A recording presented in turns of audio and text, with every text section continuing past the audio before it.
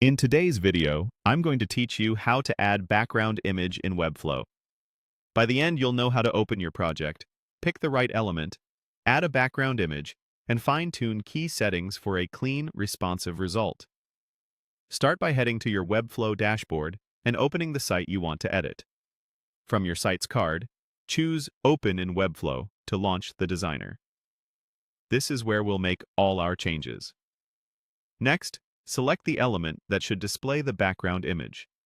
This is often a section, div block, or hero wrapper.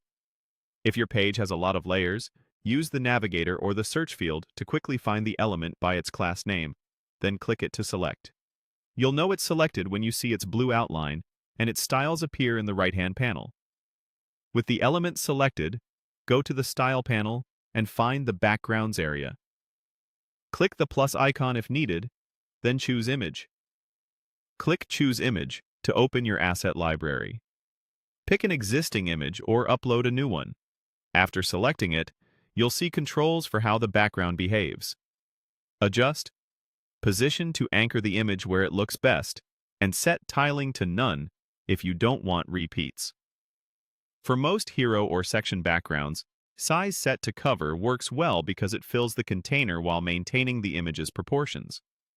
If the section looks too tight or too spaced out, tweak spacing on the element itself, adjust width or max width if the layout requires it, and use the minus and plus controls on padding or margin to dial in the design.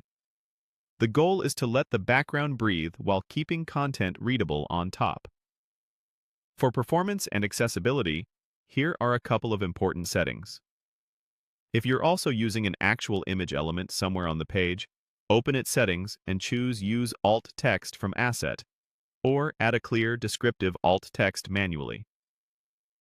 Background images don't use alt text, but image elements do, and this helps screen readers. To optimize loading, toggle Lazy Load to load images as users scroll, which can speed up initial page render. If you don't see certain controls, click Show All Settings to expand advanced options. While you're reviewing, confirm the selected element is set to visible rather than hidden. In the image element settings, double-check the alt text field and explore the Apps panel if you manage assets or enhancements through installed integrations. That's it. You opened your site, selected the right element, added a background image, refined size, position, and spacing, and confirmed visibility, alt text, and lazy loading for a polished, performant result. Save and publish to